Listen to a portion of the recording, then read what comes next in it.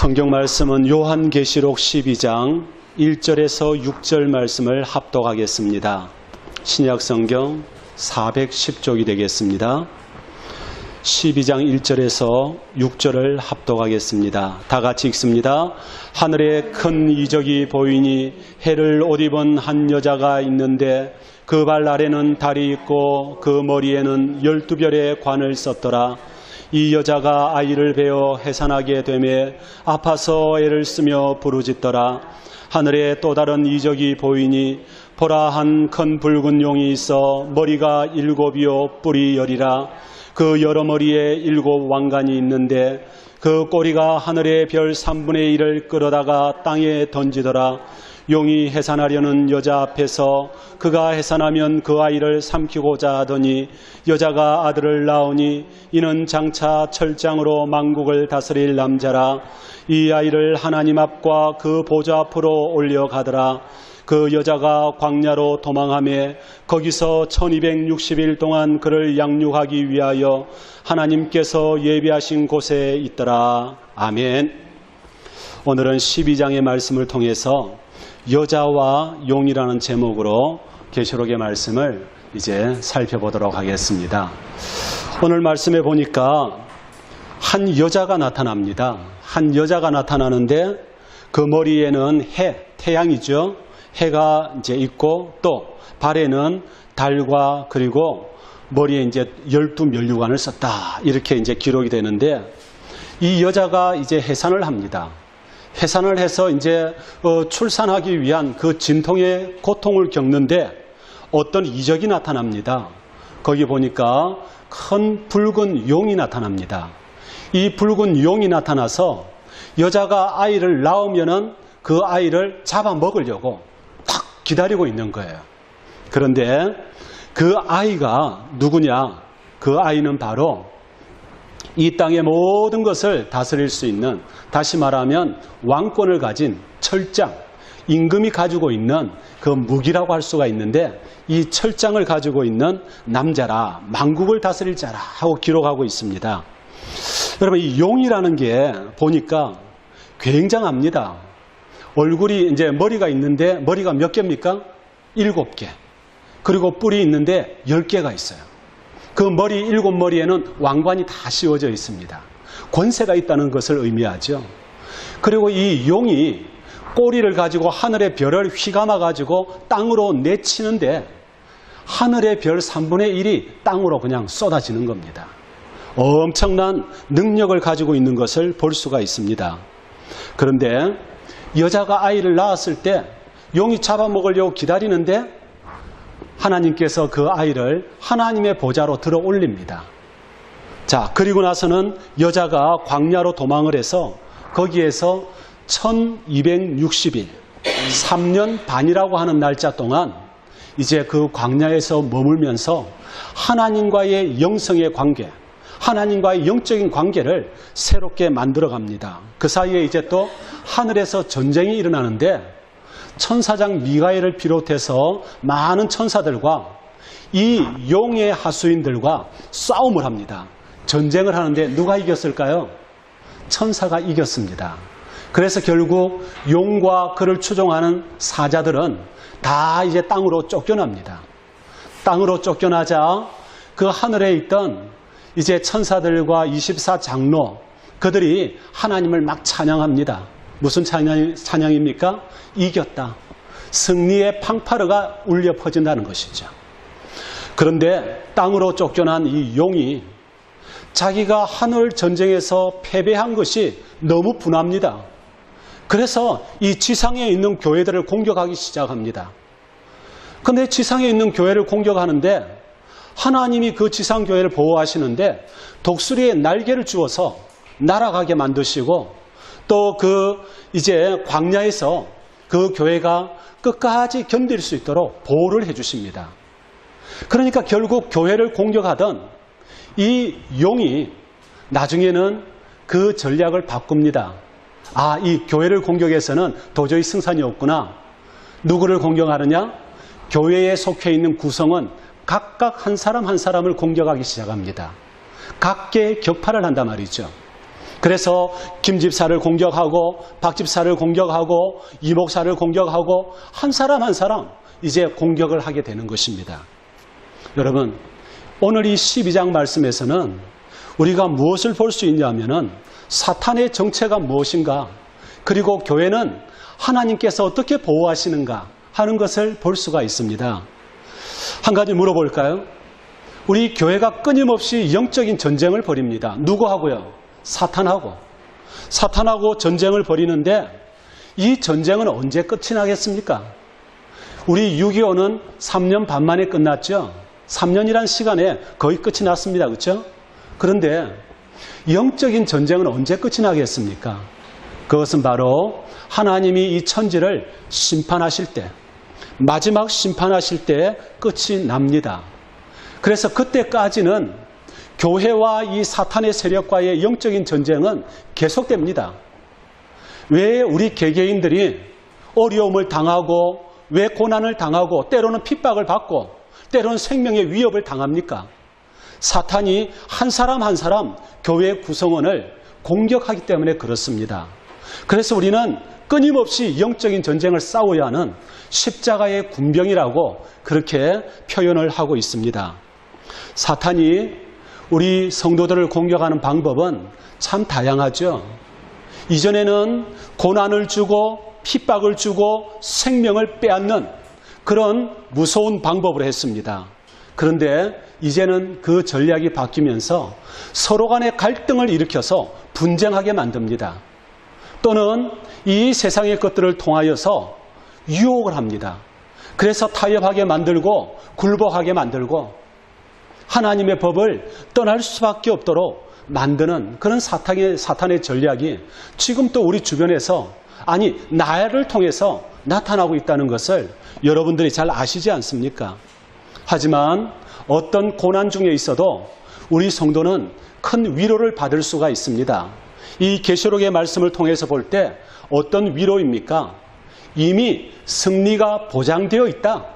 사탄과의 영적인 전쟁에서 교회가 승리한다. 성도가 승리한다. 믿음과 인내로 살아가는 사람들은 승리하게 되어 있다. 승리가 확장되어 있다는 사실이죠. 사탄의 능력이 굉장한 것처럼 보이지만 하나님 앞에서는 그것은 허상에 불과한 것이고 사탄은 반드시 멸망할 수밖에 없는 존재라는 것을 우리가 알 때에 결코 우리는 그 사탄을 두려워서 벌벌 떨 필요가 없다는 것입니다. 그래서 우리 성도는 고백해야 될 게 하나 있습니다. 고난은 있으나 패배는 없다. 이게 우리 성도들의 신앙의 모토가 돼야 돼요. 그래, 고난은 피할 수가 없어. 어떤 유형의 어려움도 우리에게는 주어집니다. 지금 이 순간에도 어떤 사람은 질병 때문에 고통합니다. 어떤 사람은 물질 때문에 고통합니다. 어떤 사람은 관계의 문제 때문에 괴로워하고 고통합니다. 끊임없이 우리에게 주어지는 이런 고통의 문제들, 그러나 결코 우리가 그것 때문에 패배하지는 않는다는 것, 이것을 확신해야 됩니다. 사실 기독교를 핍박하는 역사는요, 오래전부터 있어 왔습니다. 예수님이 계실 그 당시만 하더라도 로마의 황제가 기독교를 핍박했죠. 그 이후에도 기독교가 엄청난 핍박을 받습니다. 근대에 와가지고는 공산주의에 의해서 기독교 말살 정책을 펼치는데 많은 교회들이 흔적도 없이 사라집니다. 우리 대한민국만 하더라도 아시아의 한국의 예루살렘이라고 했던 평양이 지금은 어떻습니까? 공산주의에 의해서 교회라는 교회는 모두가 다 폐지가 돼버리고 결국은 견딜 수 없어서 월남에서 오늘날 이 남한 지역에 있는 교회들이 융성하게 된 것 아닙니까? 우리가 이런 핍박의 역사를 어떻게 견딜 수가 있느냐?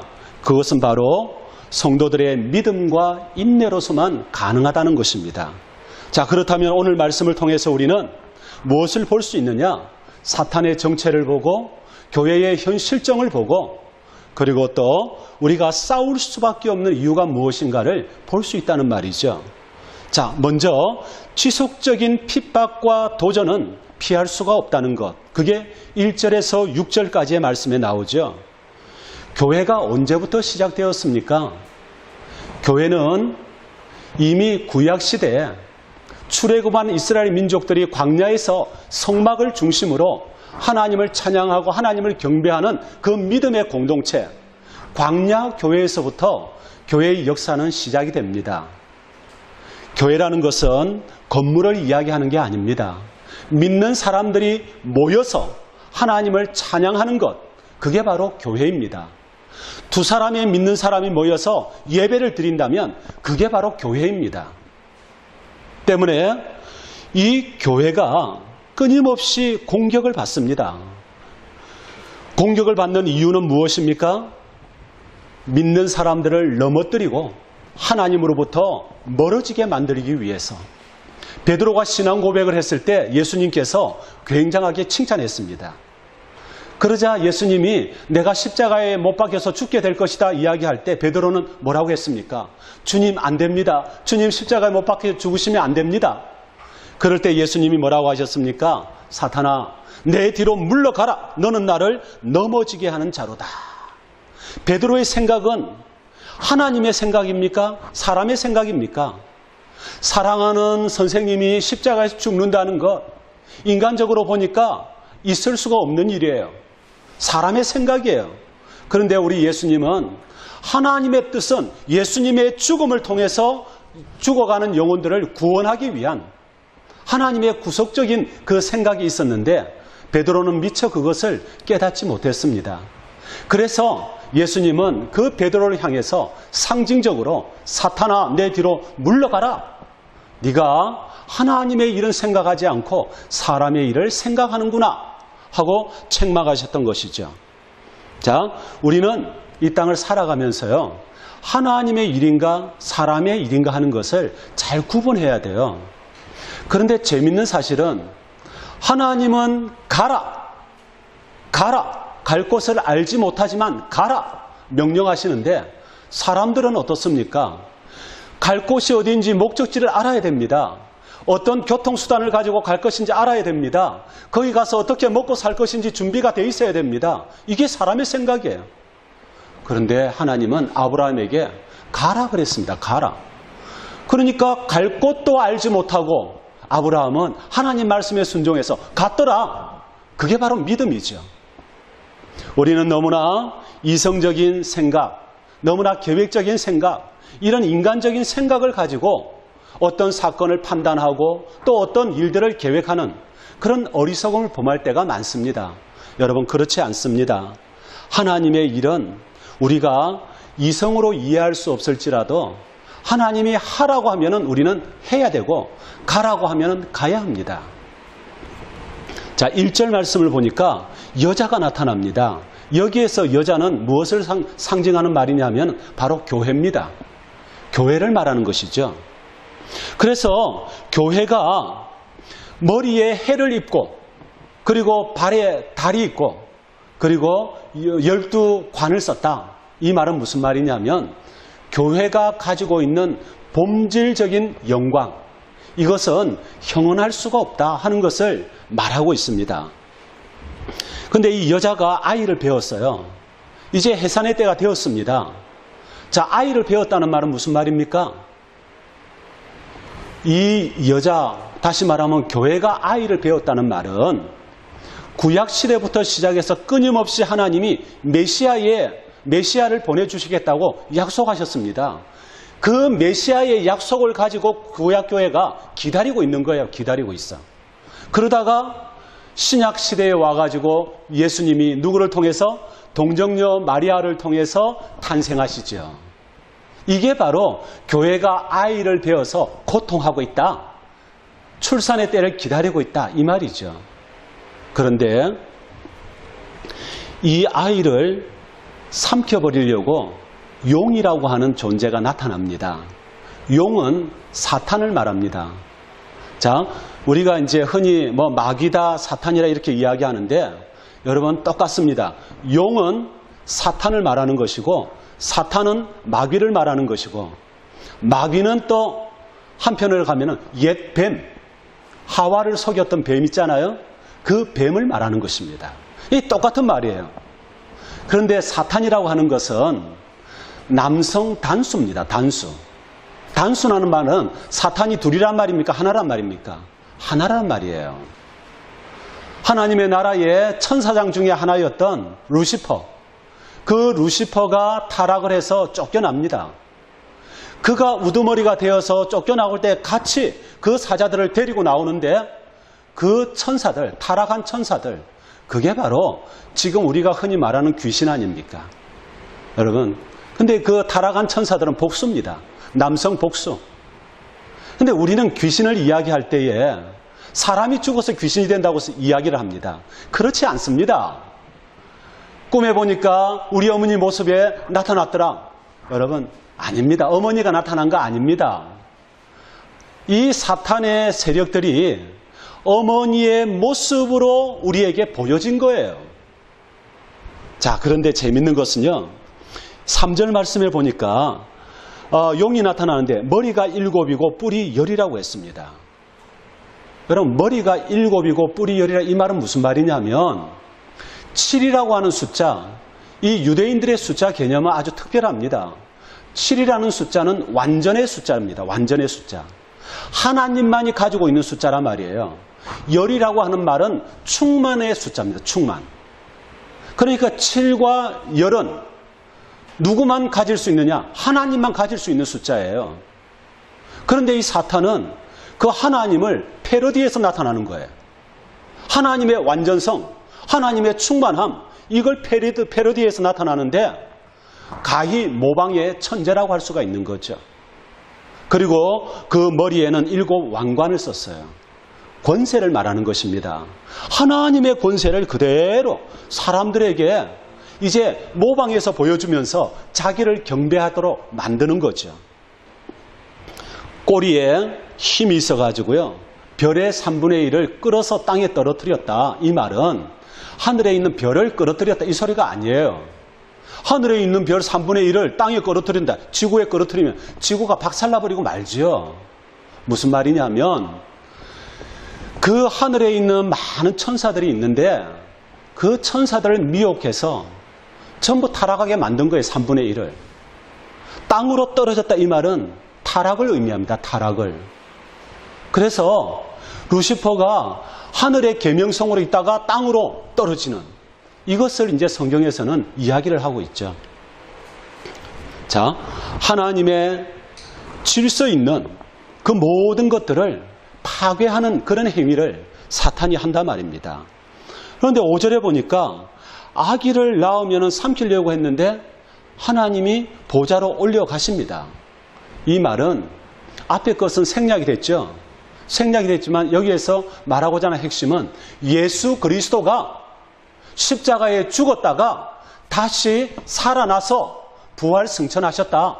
이것을 요한은 지금 이야기하고 있습니다. 아주 간략하게 압축해서 지금 이야기를 하고 있는 거죠. 여기에서 그 아기, 태어나는 아기를 삼킨다는 말은 죽이려고 한다는 말인데 죽이려고 시도했던 적이 얼마나 많이 있었는지 모릅니다.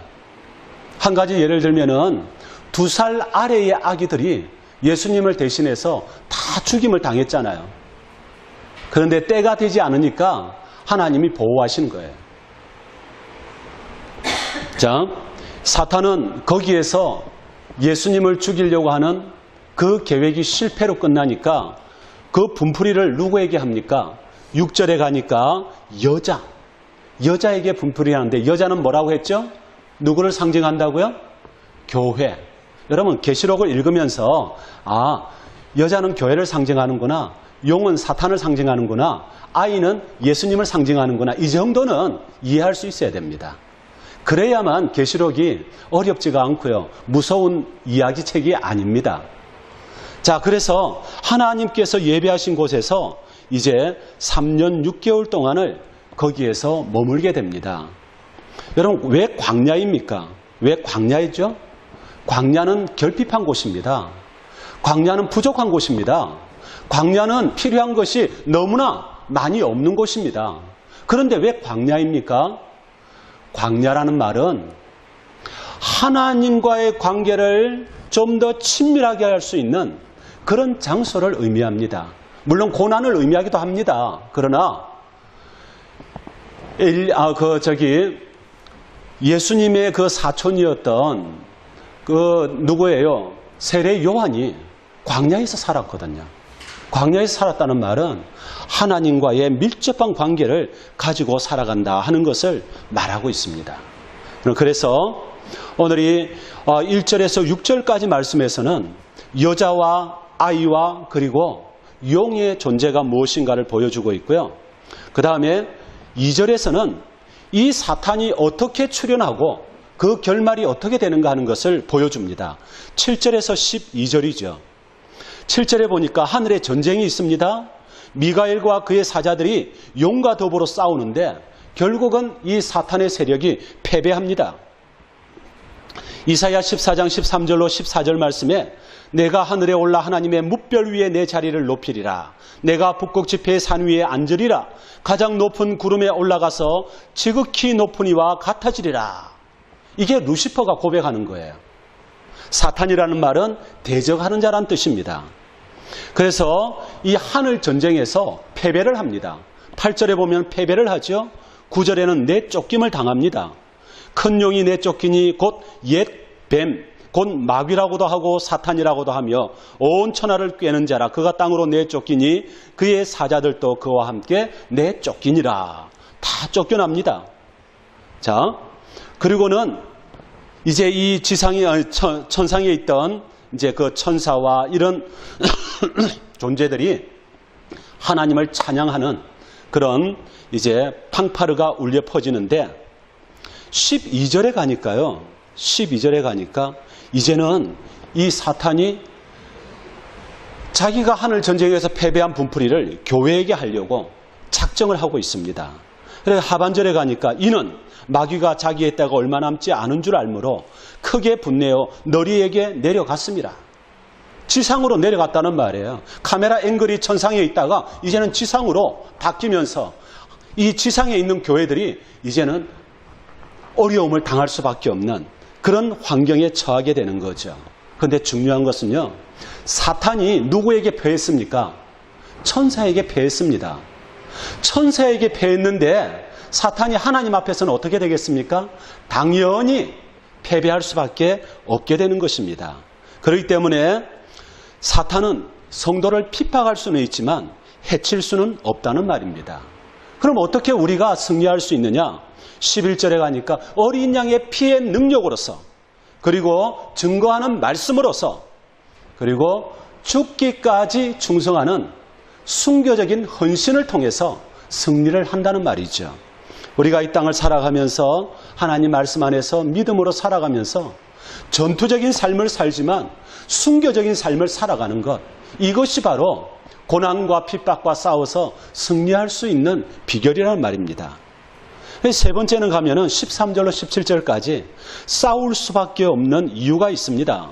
12절에 보니까 마귀가 자기 때가 얼마 남지 않은 것을 얼마 남지 않은 줄 알았으므로 자기 때가 얼마 남지 않았으니까 하루라도 빨리 한 사람이라도 더 하나님을 배반하게 만들고 넘어지게 만들고 절망하게 만들고 자기의 편으로 끌어들이기 위해서 이제는 발악을 한다는 거죠. 이게 최후의 발악입니다. 13절에 보십시다. 용이 자기가 땅으로 내쫓긴 것을 보고 남자를 낳은 여자를 박해하는지라. 여자를 박해한다. 누구를 박해한다는 말이죠? 교회를 박해한다. 그런데 그게 마음대로 안 돼요. 14절에 그 여자가 큰 독수리의 두 날개를 받아서 광야 자기 곳으로 날아가 거기서 그 뱀의 낯을 피하여 한때와 두때와 한때 3년 반입니다. 양육을 받습니다. 양육을 받는다는 것은 하나님과의 깊은 교제의 시간을 갖는다는 말이죠. 그래서 영적으로 더 강건해지고 믿음으로 더 단단해지고 성숙하게 변하는 그런 모습을 봅니다. 그런데 이 뱀은 그럼에도 불구하고 그 교회를 핍박하기 위해서 입에서 물을 쏟아냅니다. 15절에 가니까 여자의 뒤에서 뱀이 그의 입으로 물을 강같이 토하여 여자를 물에 떠내려가게 하였으나 뭐가 16절에 가니까 뭐가 입을 벌려? 땅이 입을 벌려서 여자를 삼키지 못하게 합니다. 하나님은 교회를 보호하시고 성도를 보호하시는 방법은요, 초자연적인 방법으로도 하시지만 무엇보다도 이 땅에 있는 자연을 통해서도 보호하신다는 것을 볼 수가 있습니다.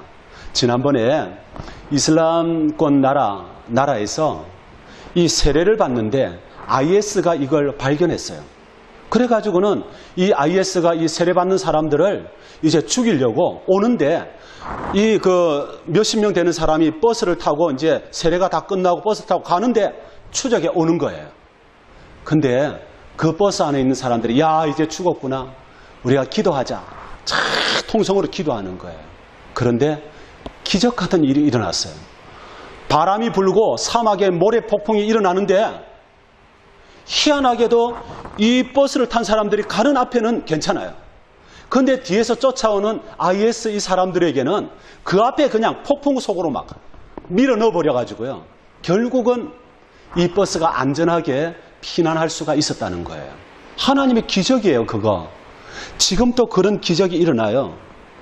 여러분, 아까 말씀드린 것처럼 교회를 공격하던 이 사탄이 실패하고 나니까 한 사람 한 사람 그 구성원을 공격합니다. 여러분, 깨어 있어야 합니다. 정신 차려야 합니다.